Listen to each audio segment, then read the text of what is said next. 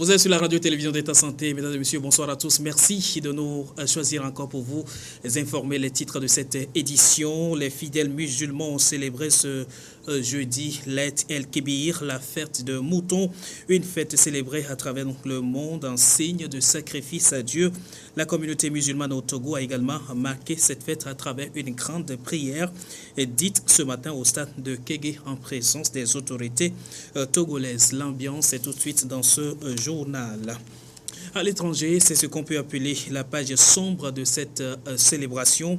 En Arabie Saoudite, une bousculade meurtrière s'est donc produite à Mina, tout près de la Mecque. Bilan, on dénombre déjà 700 pèlerins morts et plus de 800 blessés. Merci de nous rester fidèles sur la radio-télévision Delta Santé. D'abord au Togo, la tradition est de nouveau respectée cette année à l'orée de la rentrée scolaire 2015-2016. La fondation Nana Année 15 a offert donc hier une bourse d'études à 20 premiers élèves de la préfecture des Lacs. D'autres prix et cadeaux ont été également offerts aux meilleurs élèves de la localité. Plus de précisions avec Daniel Adé Molichevi. C'était une cérémonie semblable aux précédentes auxquelles la Fondation Nana Année 15 a habitué la presse togolaise. Celle de gratifier et d'encourager les meilleurs élèves de la préfecture de Lac à cultiver l'excellence. Une cérémonie qui s'inscrit dans le cadre de la série de projets initiés par la dite fondation. Nous avons réuni autour de la Fondation Nana Année 15 des personnalités du monde éducatif auxquelles se sont associés une grande et importante délégation des chefs traditionnels pour accomplir la 4e cérémonie consécutive à notre programme Excellence Junior. Le programme consiste à accueillir les enfants fréquentant les écoles dans la préfecture des Lacs et âgés de plus de 12 ans au jour du CEPD et qui auraient réussi et se classer parmi les 20 meilleurs. Que nous prenions élus au programme Excellence Junior pour être accompagnés par notre fondation de la classe de 6e en classe terminale. Le moment était solennel puisque les meilleurs élèves de la préfecture des Lacs, après avoir reçu leur bourse et prix, ont procédé à la signature d'une charte de bonne conduite. Les récipiendaires se réjouissent de cette initiative. Je suis très fier de ce qu'ils m'ont fait cette soirée. Je n'ai jamais pensé à ça. Je suis très fier. Je demande à ce que mes amis aussi, les camarades, tous les élèves du Togo fassent de leur mieux pour qu'eux aussi profitent de cette occasion. Je voudrais remercier tous les acteurs, que ce soit internes ou externes des écoles, en particulier nos enseignants. Au cours de cette cérémonie, la Fondation Nana Année a fait une pierre deux coups, puisqu'en plus des bourses d'études octroyées aux apprenants, elle a remis aux inspecteurs de la dite région les clés des bâtiments scolaires destinés à des écoles de la localité. Dans le système d'accueil de ces élèves, nous avons observé à un moment qu'il y a beaucoup de salles de classe où les élèves sont pléthoriques, 100 voire 130 élèves par classe. Et nous nous sommes engagés à corriger ces dysfonctionnements. Et Dieu merci, au jour d'aujourd'hui, nous pourrions nous situer dans un sentiment de mission accomplie. Les enfants 100, 120, 130 par salle de classe, nous venons de porter correctif à ceci en dotant la structure des salles de classe dans Kokousser, à Dido, à Soukonji. La Fondation Nana Année 15 n'est pas à sa première action. Il y a seulement quelques mois, elle primait les meilleurs élèves aux différents examens du Togo. Les fidèles musulmans à travers le monde célèbrent ce jeudi la fête de la Tabaski ou l'Aïd el-Kébir, une fête marquée au Togo, d'ailleurs aussi par la communauté musulmane à travers la grande prière, la traditionnelle grande prière dite déjà tôt ce matin au stade de Kégué en présence des autorités politiques et religieuses. Plus de précisions avec Arif Harouna pour la beauté.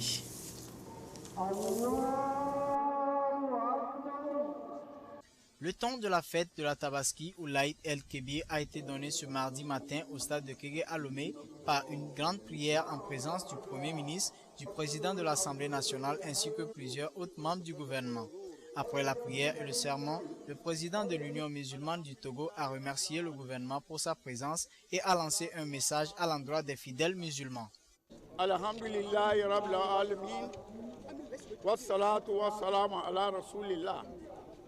Au nom de ton nom béni, le Dieu miséricordieux, le très miséricordieux, fais-nous miséricorde ici-bas et à l'au-delà. Tu sais ce que nous recherchons de toi. D'abord, absous nos péchés et exauce nos invocations. Que ton salut et ta miséricorde soient sur notre prophète Mohammed, ton messager béni. Ô Allah, nous plaçons notre confiance en toi. Nous implorons ta protection contre tous les maux, contre toutes les maladies et contre toutes les épidémies. Allah, accorde-nous le bonheur et la prospérité en toutes circonstances. Abreuve-nous de ta miséricorde pour que règne la paix au Togo. À vous toutes et à vous tous, bonne fête de Tabaski. Après ce discours, l'immolation symbolique du mouton a mis fin à la grande prière musulmane et donne le ton à la fête dans les différentes maisons. Ici, par exemple, ils sont en œuvre pour immoler leur bœuf. Pour ce chef de famille, il faut rendre grâce à Dieu.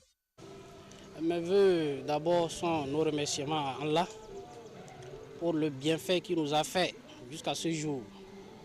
D'abord la santé et cette longue vie qu'il nous a accordée jusqu'à ce jour. Et nous allons aussi remercier Dieu pour ce qu'il nous a fait don, nous a fait grâce et que nous avons pu commencer la célébration de cette fête ce matin. Un peu partout dans la ville de Lomé, plusieurs familles sont concentrées sur leurs moutons déjà égorgés. Cette fête est l'une des célébrations les plus importantes liées à la foi musulmane. Il s'agit d'une commémoration de la soumission d'Abraham à Dieu. Dieu a dit Ibrahim, égorge ton enfant, il faut l'immoler, un sacrifice pour moi. Ibrahim pensait que c'est le démon qui a parlé. Il dit non, c'est pas Shaitan qui te dit, hein. C'est moi Dieu qui te dit d'immoler l'enfant là à cause de moi. Tu fais ça sacrifice pour moi. 3 fois. En même temps, il a vu que vraiment c'est pas amusement. Il a décidé d'aller immoler Ismaël. Et c'est là maintenant, Djibril est venu, l'ange Gabriel, il est venu attraper la main d'Ibrahim, ramener le mouton qui était gardé là-bas, l'a ramené pour immoler à la place de l'homme. L'Aïd el-Kébir est l'une des fêtes religieuses musulmanes les plus célébrées dans le monde. Elle est un moment de communion, de retrouvailles et de pardon commémoré chaque année à une date fixée par le calendrier musulman. Toujours au chapitre de cette fête de la Tabaski que les fidèles musulmans ont célébré ou continuent à célébrer à travers le monde. Retenez également qu'il y a une catastrophe humanitaire sans précédent. C'est produit aujourd'hui en Arabie Saoudite. Une géante bousculade qui s'était donc produite à Mina, près de la Mecque. Le premier bilan fait état de plus de 700 pèlerins morts et 855 blessés, un bilan encore provisoire. Comme chaque année, ils sont venus en masse pour le pèlerinage du Hajj à la Mecque. 2 millions de fidèles, dont 1 400 000 étrangers, serrés sous le soleil écrasant. Mais ce jeudi 24 septembre 2015, premier jour de la fête du sacrifice, marqué par le rituel de la lapidation de Satan, c'est le drame. 2 marées humaines se croisent entre les milliers de tentes blanches dressées pour accueillir les pèlerins. Une gigantesque bousculade s'ensuit, comme le raconte cette Égyptienne encore sous le choc. On revenait du Jamarat et j'ai vu mon mari. Il allait dans l'autre sens. Les pèlerins ont commencé à pousser et ils poussaient les gens vers le sol. Mon mari est mort. J'ai failli mourir.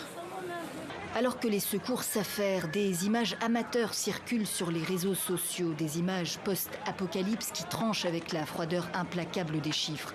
Au moins 150 morts selon un premier communiqué de la défense civile saoudienne, le double à 13h locales, plus de 450 morts en début d'après-midi et plus de 700 morts et 800 blessés à 15h.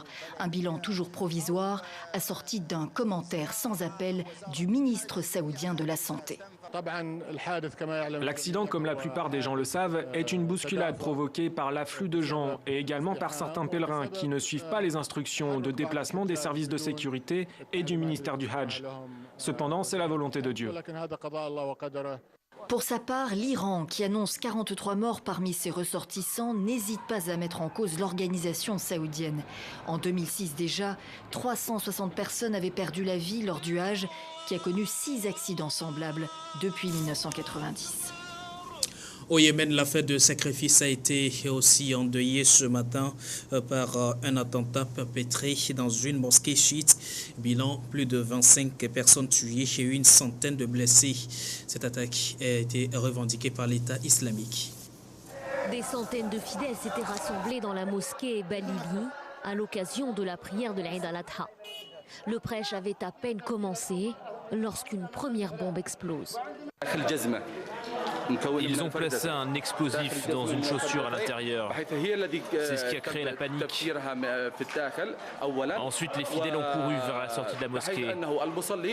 Et là, un kamikaze les attendait à l'extérieur.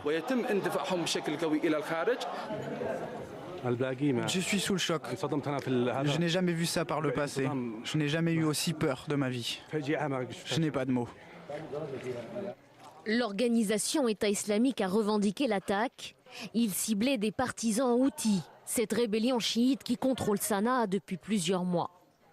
Au cours des dernières semaines, le groupe terroriste avait déjà mené une série d'attentats contre plusieurs lieux de culte chiite.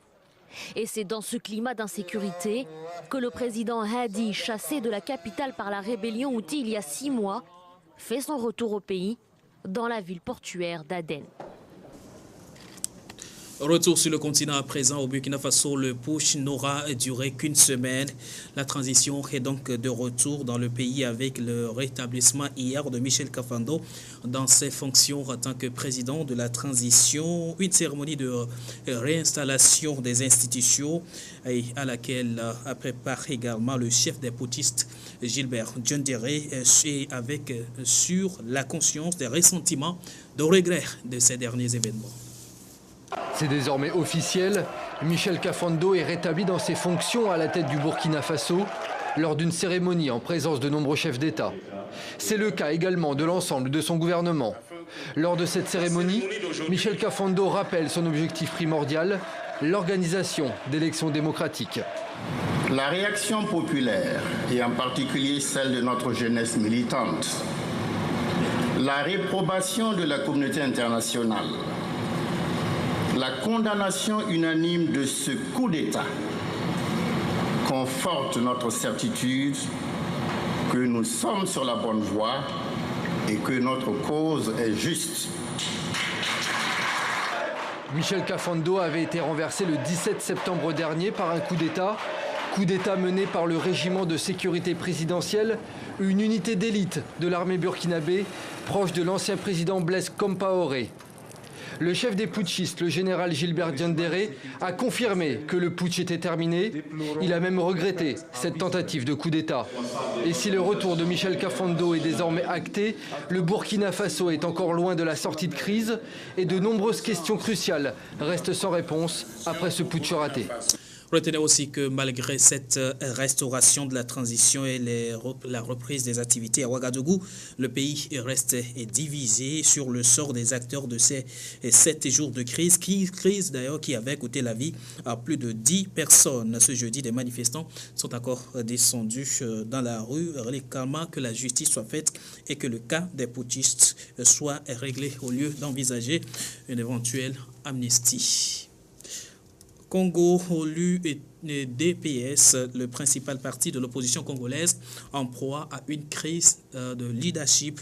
Outre la crise qui secoue la classe politique congolaise, les cadres de ce principal parti de l'opposition sont aujourd'hui divisés sur la destinée de leur formation politique.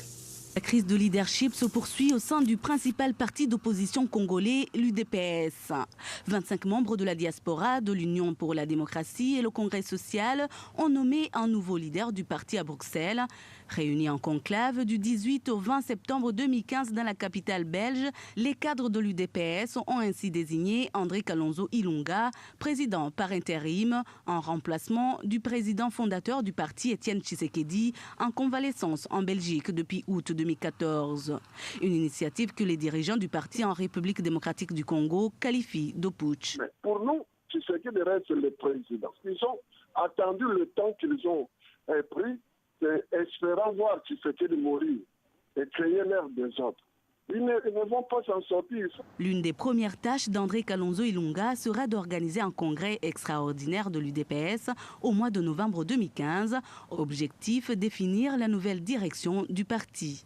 Quand vous avez un parti politique qui n'arrive pas à accéder au pouvoir, de temps en temps, vous avez des rivalités internes, des gens qui ont des impatiences, des gens qui trouvent que les stratégies internes au parti qui sont mises en place pour les conduire au succès ne sont pas des stratégies de succès. Qu'est-ce qui se passe? Vous avez toujours des dissensions qui naissent à l'intérieur. C'est comme dans tout parti politique. Dès l'instant que vous n'arrivez pas à atteindre les objectifs qui ont été fixés par le parti, vous avez des dissensions qui naissent automatiquement à l'intérieur parce que vous avez des divergences de stratégie en tant que tel. L'UDPS peine à trouver une ligne commune quant au candidat qui représentera le parti à l'élection présidentielle prévue en 2016. Les partisans d'Étienne Tshisekedi entendent soutenir la candidature de l'opposant historique, tandis que les partisans au conclave de Bruxelles proposent la candidature du docteur François Tshipamba Puila à ce scrutin d'envergure. Au Mali, les élections communales et régionales ont été reportées. Une situation d'ailleurs prévisible, surtout à cause de l'instabilité qui plane toujours dans le nord du pays. La prochaine date du scrutin reste encore à définir. Officiel, les élections régionales et communales sont reportées. Initialement prévues pour le 25 octobre, ces scrutins sont reportés à une date ultérieure. Les autorités maliennes ont annoncé la création d'un cadre de concertation dont la mission sera de définir les modalités de ce report. Le gouvernement du Mali informe l'ensemble des citoyens que les élections communales, régionales et du district de Bamako sont reportées à une date ultérieure. Un cadre de concertation sera prochainement convoqué à l'effet de définir les modalités du report. Le gouvernement saisira l'Assemblée nationale pour les mesures appropriées à prendre. Ce report est sans surprise pour l'ensemble de la classe politique malienne. Partis de la majorité, partis au pouvoir, groupes armés, anciens rebelles, tous exigeaient le report des élections régionales et communales. Pour les partisans du report, plusieurs arguments justifieraient ce consensus exceptionnel. Tous évoquent le contexte sécuritaire marqué par les attaques terroristes ces derniers mois ou encore le manque de personnel administratif dans le nord du pays. Il était assez sage pour tous les acteurs politiques maliens de reporter ces élections dans la mesure où, après la signature des accords d'Alger qui amenaient la pacification, la réconciliation, il y a eu entre-temps quelques ratés, des résistances et la résurgence des attaques de quelques groupes terroristes et djihadistes au Mali. En même temps, ça répondait aussi à l'appel de tous les partis politiques, en tout cas toutes les parties prenantes à la vie politique malienne, d'obtenir un report pour pouvoir mieux se préparer à affronter ces échéances électorales. Donc, mieux vaut justement un report de ces élections que de les organiser dans la précipitation et pas dans la transparence, ce qui aurait amené des contestations ou d'autres formes de déstabilisation de la vie publique malienne. C'est la troisième fois que les élections communales et régionales subissent un report au Mali. Elles avaient déjà été programmées en octobre 2014 et en avril 2015. En Tunisie, un étudiant risque un an d'emprisonnement pour sa tendance homosexuelle. L'homosexualité, retenez-le, est considérée en Tunisie comme l'une des pratiques les plus ignobles et mérite donc une reprimande appropriée, même si jusqu'ici la position tunisienne est toujours décriée par des organisations de défense des droits de l'homme. Oui, je viens aimer la qualité, aussi les couleurs sont trop... Sur cette banderole, on peut lire « Le test de la honte, jusqu'à quand ?» Eddy et Ahmed sont les membres fondateurs de l'association Shems pour la dépénalisation de l'homosexualité en Tunisie. Cette association dénonce la condamnation d'un jeune à 1 an de prison pour l'homosexualité. Il a été jugé coupable après avoir subi un test anal. Les tests anals ne peuvent pas prouver les relations homosexuelles et les relations anales ne sont pas forcément homosexuelles. Donc là où on voit vraiment que la procédure légale est totalement pourrie. Malgré la nouvelle constitution qui garantit la liberté individuelle, la loi 230 condamne encore l'homosexualité de 3 mois à 3 ans de prison ferme. Elle devrait être révisée, mais la question reste taboue en Tunisie. Il y a des gens qui sont exclus de leur famille, où ils sont des mineurs, des jeunes, des lycéens, des facultiens, ils ne trouvent pas de refuge, social, ils sont rejetés par leur famille, par l'État et par la société. À part les intellectuels, les artistes et les associations des droits de l'homme, on n'a trouvé personne pour soutenir politiquement la cause que l'on défend. Les politiques n'osent pas défendre la question gay de peur de perdre un électorat. L'argument religieux est le plus souvent utilisé. Le ministère de la Justice refuse quant à lui de donner le nombre d'arrestations de gays en Tunisie. L'objectif de l'association est d'ouvrir enfin le débat, de casser les tabous et les idées reçues. Une poignée de main historique, symbole d'une étape historique vers la paix. Le président colombien Manuel Santos et le chef des FARC se sont donc donné 6 mois pour mettre définitivement fin à la guerre qui oppose Bogota aux guerrillas. La paix est donc dans 6 mois en Colombie. La poignée de main est historique. Le numéro 1 des FARC et le président colombien ont trouvé mercredi un accord sur le sort des combattants de la rébellion en présence du président cubain qui a joué le rôle du médiateur. Une juridiction spéciale va être créée. Sa mission, traduire en justice les guérilleros coupables de crimes de guerre ou de trafic de drogue pendant le conflit. La juridiction se composera d'un tribunal qui pourra enquêter et imposer des sanctions. C'est une avancée considérable. Un système spécifique s'appliquera, excluant l'application du régime pénal classique pour tous les combattants qui coopéreront. Les crimes commis par l'armée aussi seront jugés. Cette question judiciaire était le point le plus épineux des pourparlers de paix entamés il y a 3 ans entre le pouvoir et l'organisation marxiste. Les FARC refusant les peines longues de prison pour ces guérilleros et le gouvernement toute impunité. C'est une grande satisfaction d'être parvenu à l'accord sur la juridiction pour la paix en travaillant avec le gouvernement de Colombie et les FARC. Un accord qui va sans aucun doute générer un climat propice pour aborder les thèmes qui restent à l'agenda. Parmi eux, le désarmement de la guérilla sur les 5 dernières décennies a été meurtrier, faisant au moins 220 000 morts. Les négociations de paix devront aboutir au plus tard d'ici 6 mois. Le bras de fer frontalier entre la Croatie et la Serbie se poursuit. Les 2 pays s'écharpent sur la question des migrants et la Hongrie, elle, continue de renforcer sa frontière. Les migrants, eux, ils arrivent chaque jour par milliers. À cet endroit de la frontière, ils ne sont que 1200 à passer en cette fin de journée. Un petit groupe finalement au regard des 10 000 réfugiés qui vont entrer en Hongrie ce jour-là. Un record, une attraction même pour les habitants du village. Mais la lumière du soleil couchant ne saurait faire oublier les difficultés de ces migrants. Je veux aller en Suède, enfin j'espère. Je ne sais pas quel travail trouver là-bas, je cherche juste la paix. L'incertitude comme avenir et l'angoisse pour présent. Depuis que le Parlement a autorisé l'armée à gérer la frontière et à ouvrir le feu si nécessaire, la traversée de la Hongrie n'est plus garantie, ou alors de manière très encadrée. Le passage obligé désormais, c'est la voie tracée par des policiers en gilet pare-balles, et le passage interdit désormais est gardé par des militaires. En remontant la frontière avec la Croatie, partout la même image d'une Hongrie qui se barricade à grand renfort de grillage.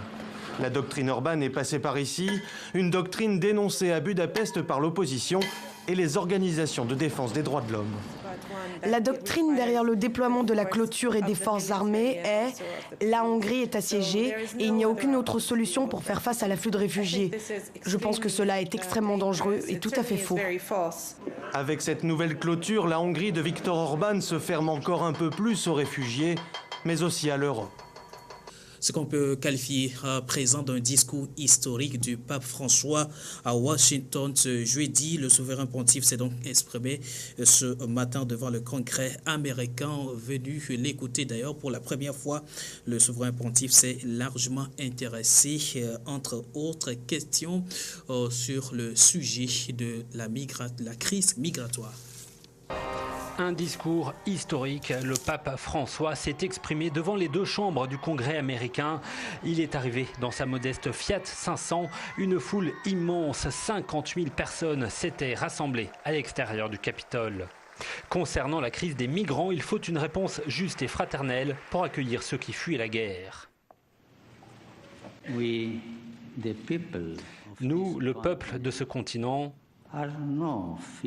nous n'avons pas peur des étrangers, parce que la plupart d'entre nous étaient autrefois des étrangers. Construire une nation nous demande de reconnaître que nous devons constamment avoir une relation avec les autres.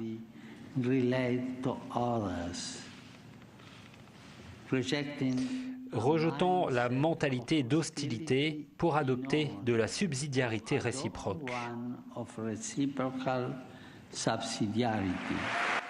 Le pape a aussi lancé un appel pour l'abolition de la peine de mort et pour la paix, il demande à mettre fin au commerce des armes. Pour lutter contre le réchauffement climatique, il demande une révolution énergétique car la génération actuelle peut faire la différence. Le pape François s'est ensuite rendu sur ce balcon pour saluer la foule de fidèles venus l'applaudir. Il va se rendre ensuite à New York. God bless America.